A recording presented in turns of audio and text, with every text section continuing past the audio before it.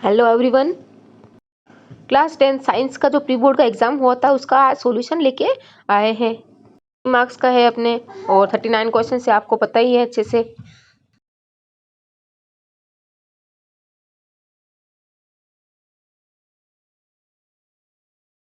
उष्माशोषी अभिक्रियाएं हैं को अवशोषण करती है, उष्माशोषी अभिक्रियाएं कहलाती हैं।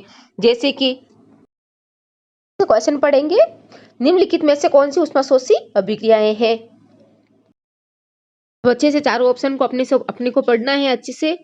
कोई भी एग्जाम में जल्दबाजी नहीं करनी है, आराम से क्वेश्चन पढ़ना है, आराम से सारे ऑप्शन पढ़ने हैं, कौन से सही नहीं है पहले उनको निकालना है, तो अपने आप जो सही वाला आंसर होगा वो बच जाएगा। उष्माशोषी अभिक्रिया आपको करनी है। तो जो प्रकाश संश्लेषण है वो है क्या, उष्माशोषी अभिक्रिया है। या पानी में बिना बूझा चूना को मिलाने को उष्माशोषी अभिक्रिया है क्या, मानवों में श्वसन उष्माशोषी अभिक्रिया है, या फिर बेरियम हाइड्रोक्साइड और अमोनियम क्लोराइड को मिलाने वाला उष्माशोषी अभिक्रिया है। अब अच्छे से अपन चारों ऑप्शंस को पढ़ेंगे और पता लगाएंगे कि जो प्रकाश संश्लेषण होता है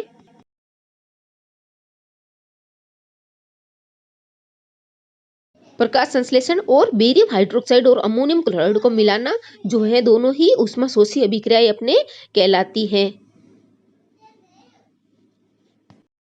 तो हो गई अपने प्रकाश संश्लेषण। दूसरा अपन और देखते हैं कि बेरियम हाइड्रोक्साइड और अमोनियम क्लोराइड को मिलाना। जो अपना ये 1 और 4 किस में आता है अपन देखेंगे अब अच्छे से। ए में नहीं है, ए में 1 और 3 है, और डी है ना अपना, डी है में 1 और 4, तो डी वाला ऑप्शन अपना करेक्ट रहेगा। अब अपन देखते हैं कि सेकंड वाला क्वेश्चन। जब प्रिया ने लेड नाइट्रेट पाउडर को एक परखनली में गर्म किया तब उसने उत्सर्जन देखा, अर्थात कौन सी गैस उत्सर्जित हुई, वो अपने को उस गैस का नाम बताना है। तो नाइट्रोजन डाइऑक्साइड गैस जो भूरे रंग की होती है वो उत्सर्जित हुई थी। चारों ऑप्शन भी पढ़ के देख लेते हैं। सल्फर डाइऑक्साइड गैस का हरे रंग का धुआं। जब प्रिया ने लेड नाइट्रेट पाउडर को एक परखनली में गर्म किया, अब लेड नाइट्रेट पाउडर को परखनली में गर्म करते हैं तो अपने को अच्छे से पता है कि नाइट्रोजन डाइऑक्साइड ही निकलेगी, क्योंकि नाइट्रेट है, नाइट्रेट सल्फर कैसे आएगा, नाइट्रेट से नाइट्रोजन डाइऑक्साइड ही निकलेगी।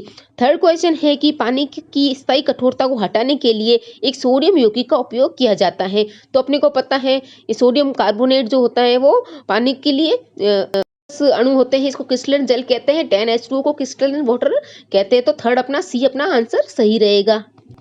इसको धोने का सोडा भी कहते हैं। नेटल के डंक में कौन सा अम्ल पाया जाता है, acetic acid, oxalic acid, citric acid और मेथनोइक अम्ल। तो मेथनोइक अम्ल अपने को पता है नेटल के डंक में, चींटी के डंक में ये मेथनोइक अम्ल ज्यादातर पाया जाता है।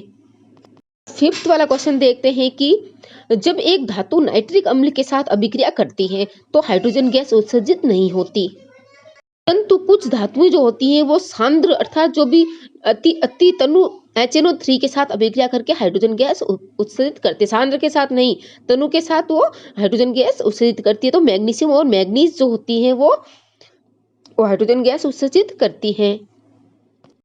ये इंग्लिश मीडियम वाला भी आ गया, वो सेम ही आंसर रहेंगे इनके भी, क्योंकि हिंदी मीडियम में मैंने आपको बता दिया। इसमें वही 1 और 4 फोटोसिंथेसिस और ये फोटोसिंथेसिस और mixing of barium hydroxide and ammonium chloride, जैसे कि 4 ये डी अपना आंसर इसमें सही रहेगा। अब सेकंड देखते हैं कि when Priya heated the lead nitrate powder in a test tube, तो वही ब्राउन फ्यूम्स निकलेगी नाइट्रोजन डाइऑक्साइड गैस की। और अपना थर्ड क्वेश्चन है कि एक सोडियम कंपाउंड है वो परमानेंट हार्डनेस को जो भी पानी की कठोरता के लिए लिए जाता है वो सोडियम कार्बोनेट होता है। फोर्थ का मेथनोइक एसिड होगा, और फिफ्थ का अपना मैग्नीशियम और मैग्नीज होगा।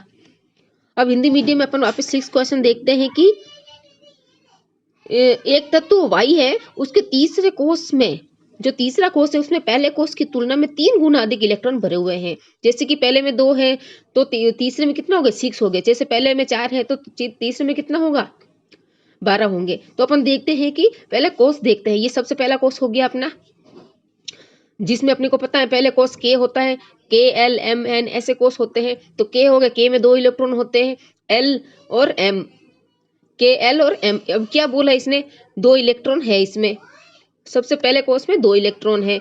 तो अब अपन को ऐसे पता लगाना पड़ेगा कि अगर ये थर्ड कोर्स है तो इसमें कितने इलेक्ट्रॉन आ सकते हैं।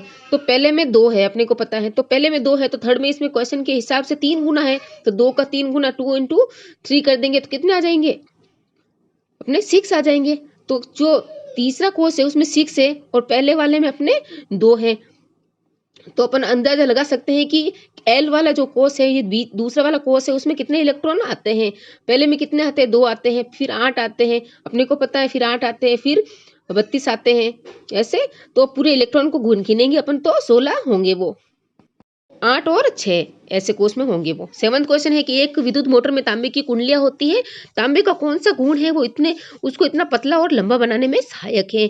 तो अपने को पता है जो तन्यता गुण होता है, तो तानने का तांबे की तार या फिर चांदी की तार को, सोने की तार को तनाने के लिए ये गुण इसमें उसमें पाया जाता है।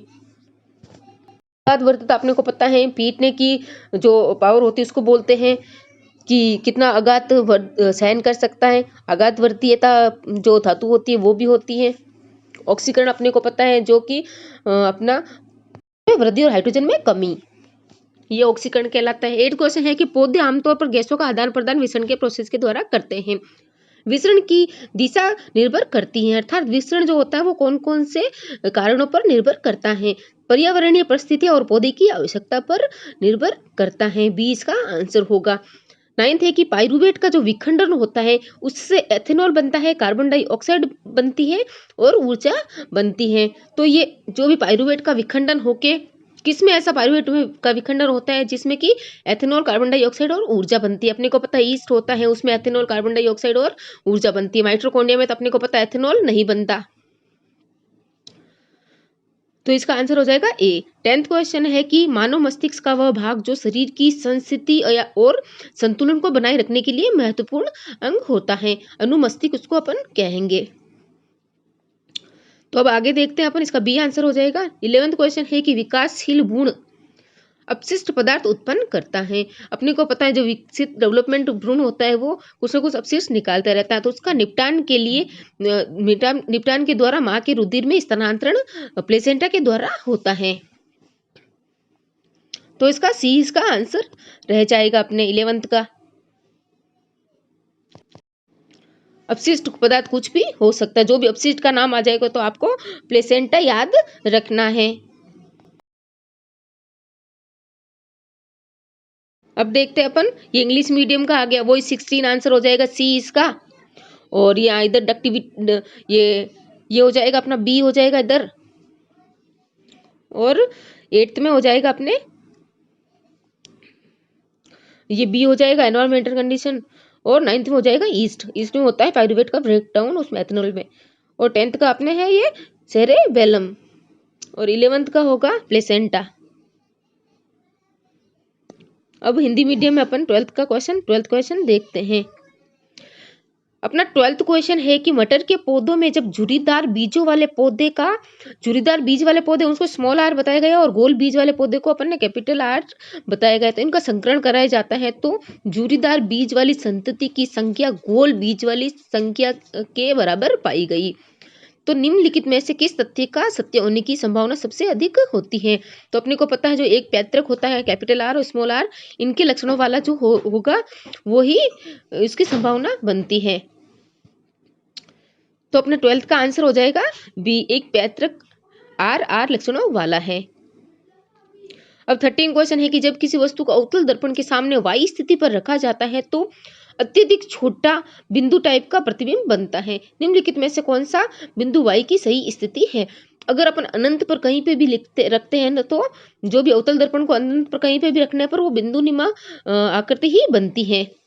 14 है कि जब प्रकाश की किरण आंख में प्रवेश करती है तो कौन कौन से मार्ग के होके निकलती है। तो अपना आराम से चारों क्वेश्चन को पढ़ेंगे, बहुत कंफ्यूजन वाला है ये, इसमें अच्छे से कंफ्यूज भी हो सकते हो आप, इसलिए अच्छे से ये अभी तो एग्जाम थोड़ा सा टाइम है तो फटाफट रिवीजन करके जो ये क्वेश्चन है, कौन कौन से टॉपिक से ये क्वेश्चन आ रहे हैं उनको अच्छे से आप याद कर लो। तो पहले स्वच्छ मंडल, फिर नेत्रोत, पुतली, लेंस, काचाप द्रव्य और दृष्टि पटल।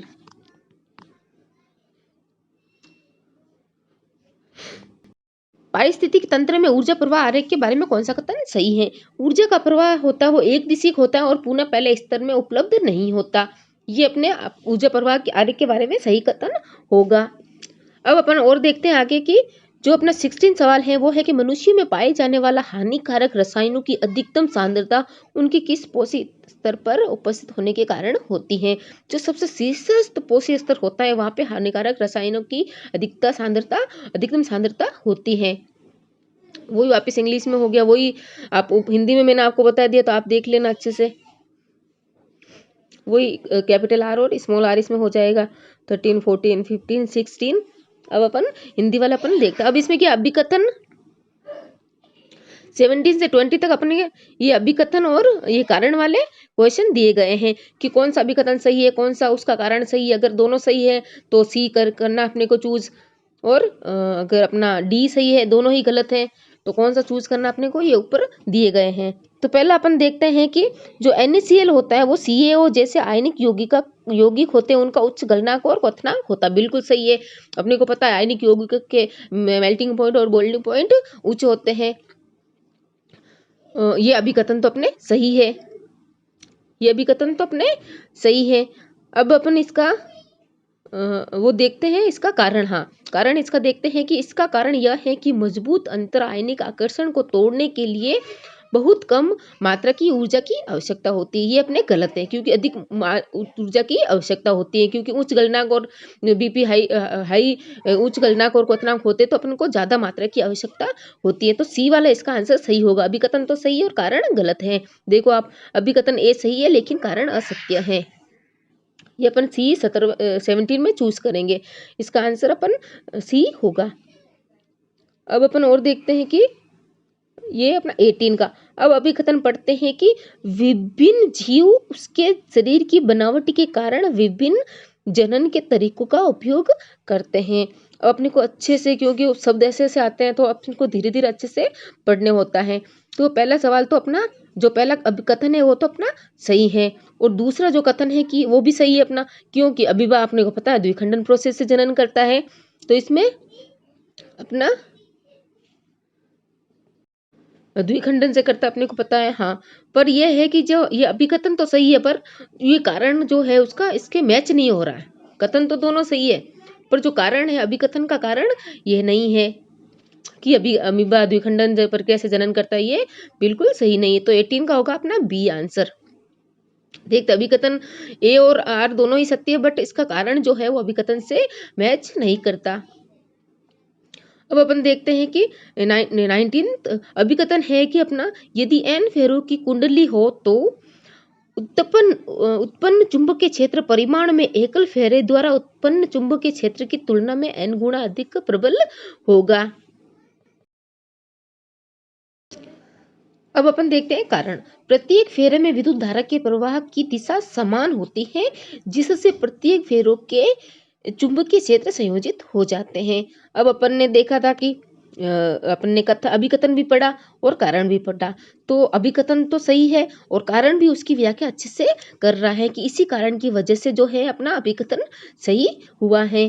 तो अपन इसका आंसर ए होगा क्योंकि अभिकथन उसी कारण की व्याख्या करता है। 20वां है कि द्वितीयक उपभोक्ता अपनी ऊर्जा का 10% अपने से ऊपर के स्तर से प्राप्त करता है। अब अपन देखते हैं कि ये तो गलत है क्योंकि अपने को पता है जो द्वितीय उपभोक्ता होता है वो अपने 10% अपने ऊपर से स्तर से प्राप्त नहीं करता। पोषी स्तर में द्वितीय उपभोक्ता सदैव प्राथमिक उपभोक्ता के ऊपर होता है, ये बिल्कुल सही है। प्राथमिक फिर द्वितीय उपभोक्ता होता है, सबसे नीचे उत्पादक होता है, तो इसका आंसर डी सही रहेगा।